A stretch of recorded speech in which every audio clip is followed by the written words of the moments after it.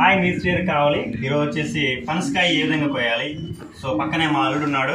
So మా అల్లుడికి పనసకాయ ఏ విధంగా కోయాలని చెప్తాను. దానికి కావాల్సిన ఆయుధాలు అనమాట. ఫస్ట్ వన్ ఒక 2 కత్తులు కావాలి, అట్లాగే నూనె కావాలి, అట్లాగే పనసకాయ కోసినప్పుడు మామూలుగా పాలులాగా వస్తాయన్నమాట, జిడ్డు అనమాట, అందుకోని చాలా కష్టపడతారు. సో అందుకని ఒక క్లాత్ కానీ ఉందనుకోండి, అప్పుడు ఆ జిడ్డు వచ్చినప్పుడు మేము అలా చేస్తే అంత రికవర్ అవ్వద్ది. సో ఇప్పుడు మేము కోస్తున్నాము. సో ఫస్ట్ ఆయిల్ తీసుకొని ఈ కత్తికి పూసుకోవాలి, ఎందుకంటే జిడ్డు అవ్వకుండా.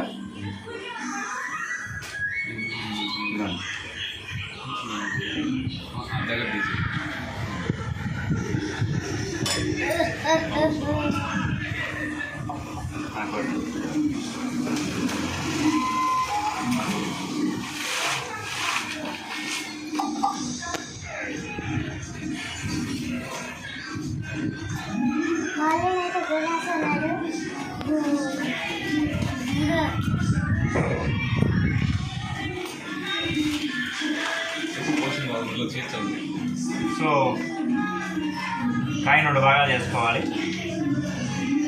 ఇంకా పోయాలి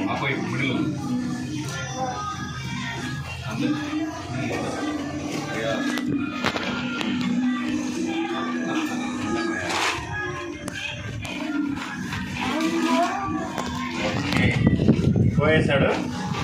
సో ఈ కాయ బాగా మాగుండేలేకే పాలు రాలేదు అనుకోండి. సో నెక్స్ట్ ఇప్పుడు ఇక్కడ ఇవి ఉన్నాయి కదా, ఈ పనసకాయలు ఈజీగా రావాలంటే జస్ట్ సింపుల్గా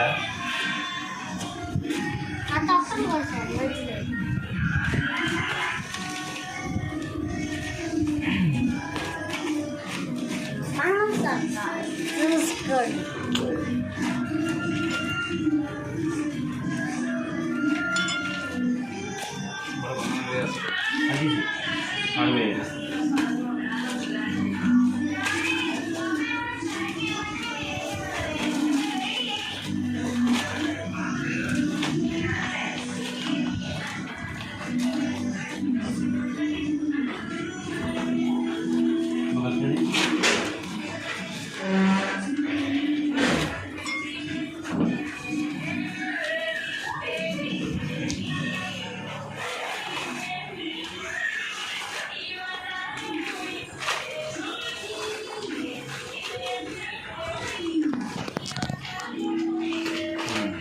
సో ఒకటి తీసుకున్నాను అనమాట.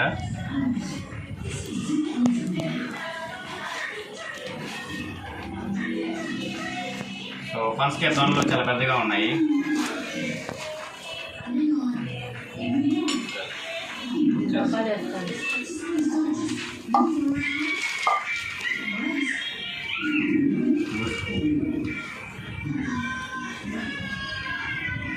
సో దీనికి మామూలుగా జిగట ఉంటుంది. ఆ జిగట లేకుండా చేయాలంటే మనం తినేటప్పుడు మనకి ఇబ్బంది లేకుండా మన చేతులు నూనె పూసుకొని తీసుకోవాలన్నమాట.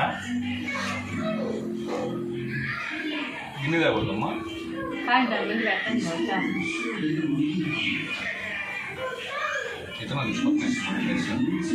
యాక్చువల్లీ పనసకాయలు మామూలుగా ఇత్తనాలు వచ్చేసి షుగర్ ఉపయోగపడతాయి. షుగర్ అంటే మామూలుగా షుగర్ ఉన్న వాళ్ళు తింటే షుగర్ లెవెల్స్ తగ్గుతాయి. అట్లాగే పనసపండు తినడం వలన మనకి పొటాష్ లెవెల్స్ ఎక్కువ వస్తాయి.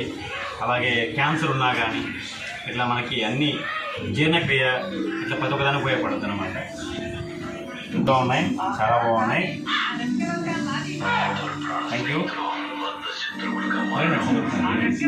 అత్త మా చెల్లెలు, మా భార్య.